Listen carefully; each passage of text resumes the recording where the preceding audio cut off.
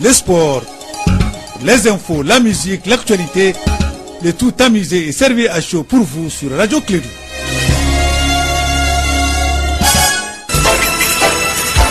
Radio Clédou, le journal avec Sotelma Malitaine.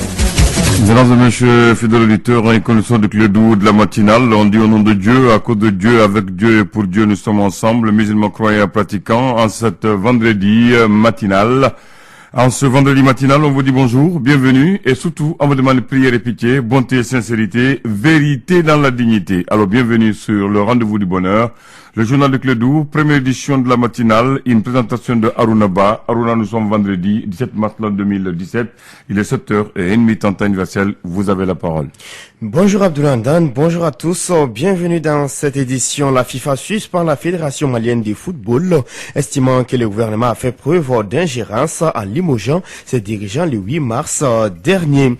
Le Mali célèbre la journée internationale de la promotion de la couverture sanitaire universelle. Le thème s'intitule « Régime d'assurance maladie universelle pour tous vers la couverture sanitaire universelle d'ici 2018 ». Adama Barrow enquête des fonds pour la relance économique de la Gambie. L'Union européenne a confirmé le déblocage de 75 millions d'euros pour financer des mesures d'aide immédiate et un autre versement de 150 millions d'euros pour les réformes démocratiques. Voici pour vous les sommaires. Bienvenue à tous.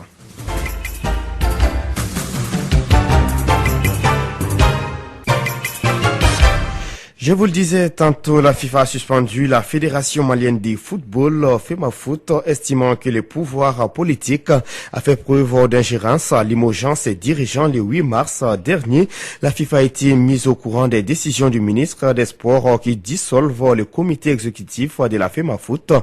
Dans ces circonstances, le bureau du conseil a décidé de suspendre la FEMAFOOT avec un effet immédiat, indique la Fédération internationale dans un communiqué hier jeudi.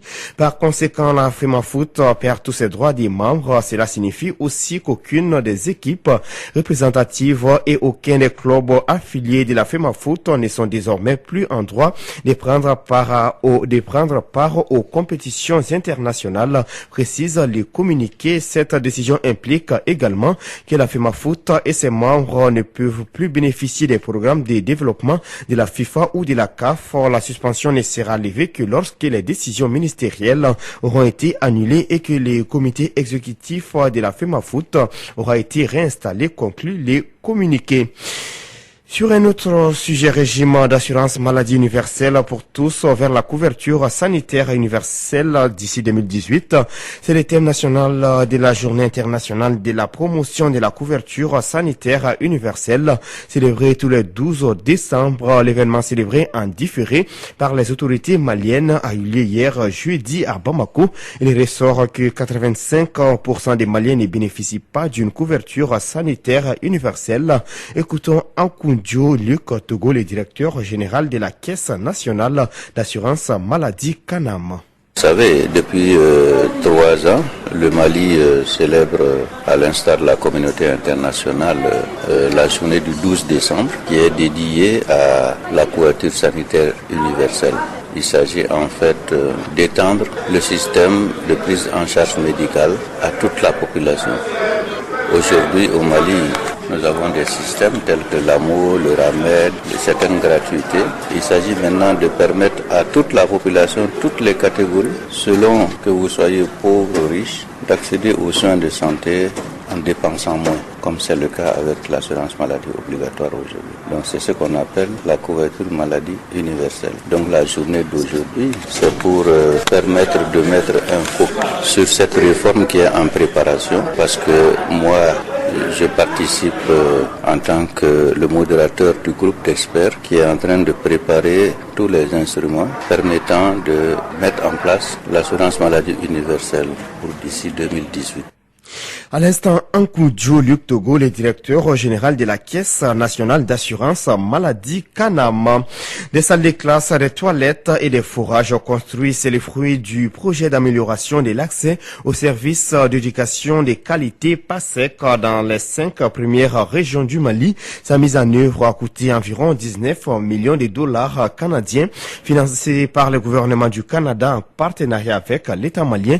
Le PASEC, après 3 ans d'existence, a fait le bilan de son projet ainsi que les perspectives. André Traoré. Cette rencontre du consortium vise à faire le bilan du projet d'amélioration de l'accès aux services d'éducation de qualité PASEC dans les régions de Kaye, Koulikoro, Sikasso, Ségou et Mopti. François Janvier Wong, directeur du plan international au Mali. 279 salles de classe équipées et munies de rampes d'accès pour personnes handicapées. 80 bureaux, magasins équipés et avec rampes d'accès. 30 CDPE, entendez centres de développement de la petite enfance, équipés et munis là aussi de rampes d'accès, 118 réfectoires de cantines scolaires équipés, munis de rampes d'accès, 345 blocs de latrines, chacun ayant 3 cabines, séparées garçons-filles, avec dispositif de lave-mains et rampes d'accès, 98 nouveaux forages d'eau potable et 37 forages réhabilités. En 3 ans, le PASEC a fait un grand pas vers l'accès équitable des filles et des garçons à l'éducation primaire et préscolaire dans ces zones d'intervention. Janvier François Wang. Nous avons pu réduire l'écart qui existe entre les garçons et les filles en matière de fréquentation. Non seulement le taux d'enrôlement a augmenté chez les filles et parfois même dépassé le taux d'enrôlement des garçons. Les filles sont restées plus longtemps à l'école. Elles ont terminé l'école aussi bien au préscolaire qu'au scolaire. Nous avons vu les femmes engagées dans les comités de gestion des centres de développement de la petite enfance. Pour pérenniser les acquis du PASEC, M. Wang pense qu'il faut nécessairement les aspects techniques et financiers. Techniquement, nous avons le savoir. Nous avons développé le savoir. Le savoir existe au Mali. Financièrement, on sait que nous avons des difficultés dans les communautés où nous travaillons. Donc, il va forcément falloir que nous puissions tendre la main et demander encore davantage à Affaires mondiales Canada, mais pas uniquement à Affaires mondiales Canada, mais d'autres bailleurs de fonds, de pouvoir effectivement nous suivre sur ce chemin, afin que nous puissions, je dis bien, gagner quelques points de développement intellectuel et gagner quelques points de développement économique pour le Mali, en essayant d'agir là où il le faut et là où les résultats sont plus durables, c'est-à-dire sur la tranche préscolaire 0-5 ans. Au dire des gouverneurs des régions concernées, le PASEC a été bien apprécié par ses bénéficiaires. Direction Ségou pour parler de la remise des matériels médicaux et des biens consommables. Ils ont été offerts par la commune urbaine de Ségou dans les cadres du projet Cure des Amis du Mali en Virginie. L'hôpital Nianakoro Fomba et les centres de santé d'Embagnement de Médine sont les bénéficiaires de ces dons. C'était hier jeudi dans la cité des Balanzans. Reportage d'Ouba Dambili. Fruit d'une synergie d'action de plusieurs intervenants dont le projet Q, la mairie de la commune urbaine de Ségou, la fondation Abdul Galil Mansour Haïdara, l'hôpital Nianakoro Fomba et le gouvernement malien, ces matériels médicaux sont une réponse aux besoins sanitaires de Ségou. Nohom Diara, maire de la commune urbaine de Ségou. La cérémonie qui nous réunit est l'aboutissement d'un long processus de partenariat entre la commune urbaine de Ségou et les Amis du Mali en Virginie dans un contexte de coopération décentralisée.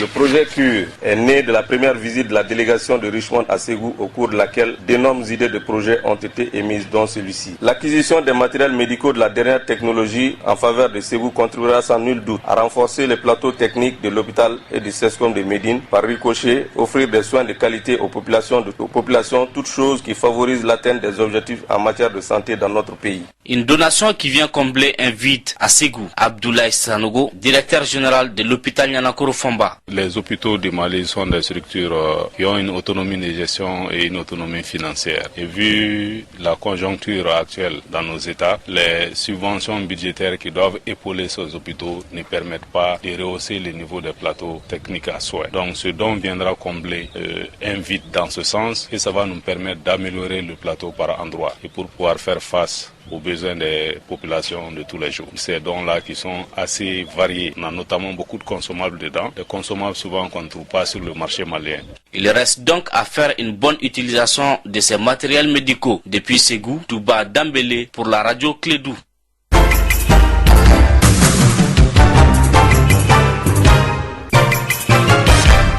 Actualité internationale, c'est le retour de bonnes relations entre la Gambie et l'Union européenne. Le président Adama Barrow est actuellement tourné en Europe. Il était ce jeudi à Bruxelles. Le chef de l'État gambien a également rencontré le président de la Commission européenne, du Conseil européen et de la chef de la diplomatie européenne. Objectif, relancer la coopération économique. Cependant, l'Union européenne a confirmé les déblocages de 75 millions d'euros pour financer des mesures d'aide immédiate, une aide destinée aux populations vulnérables et à la réhabilitation des routes. Un autre versement de 150 millions d'euros, cette fois-ci, est prévu à moyen terme pour permettre les réformes démocratiques. Dans les couloirs de l'Union, on était un peu sous le choc. Ce jeudi 16 mars, après l'annonce du projet de budget américain, l'administration du président Donald Trump prévoit en effet de réduire drastiquement son apport aux Nations Unies, dont il est le plus gros contributeur, même si les chiffres sont encore à préciser. Le document rendu public est en effet clair. Les États-Unis veulent diminuer leur financement des programmes de l'organisation et notamment ceux concernant les opérations de maintien de la paix. Quant au programme relatif au changement climatique, il ne faudra plus qu'ils comptent sur un seul dollar américain. Les agences onusiennes ne cachent pas leurs inquiétudes. Angela Merkel est attendue à Washington ce vendredi 17 mars pour une visite officielle. Elle est la deuxième chef de gouvernement européen à venir à Washington après la première ministre britannique Theresa May. La rencontre entre les deux dirigeants risque de ne pas être des plus cordiales durant toute sa campagne. Le président américain n'a pas manqué de critiquer la politique d'accueil des réfugiés de la chancelière allemande. Au moins 42 personnes ont été tuées et une centaine blessés jeudi dans des raids aériens sur une mosquée dans le nord de la Syrie. Les États-Unis reconnaissent une frappe, mais nient avoir visé la mosquée. Il est 7h12 dans notre studio, même heure à Badougou, Djoliba.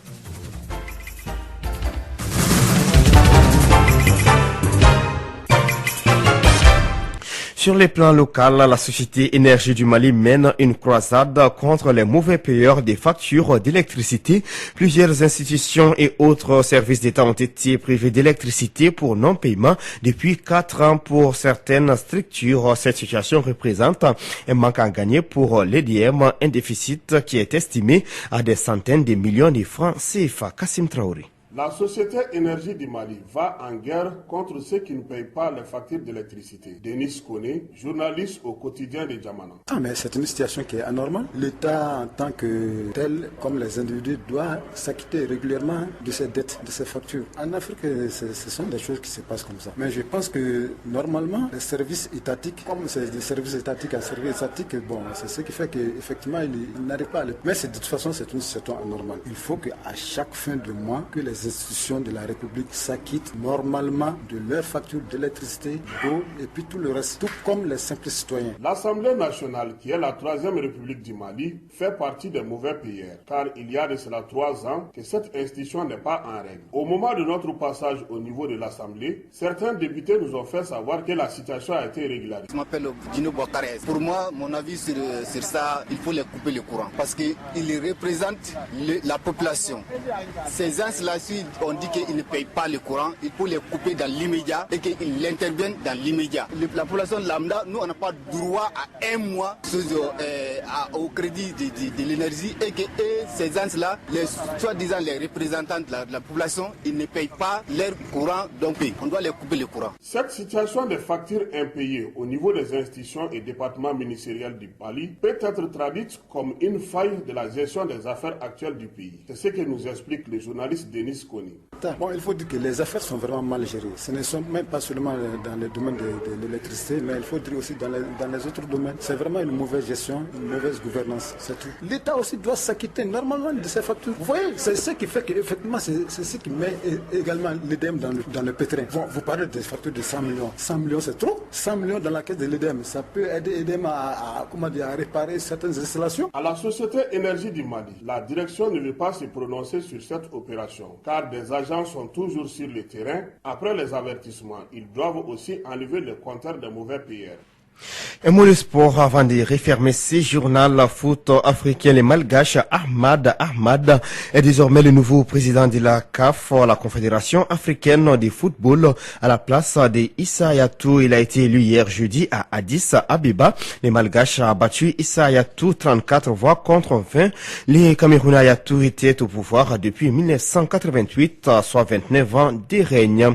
Il est 7 heures passées de 15 minutes dans notre studio. Nous sommes au terme de cette édition. La première des clés de l'actualité. Merci à vous de l'avoir suivi. Présentation à Hunaba avec la complicité technique de Abdoulaye Andan Diti.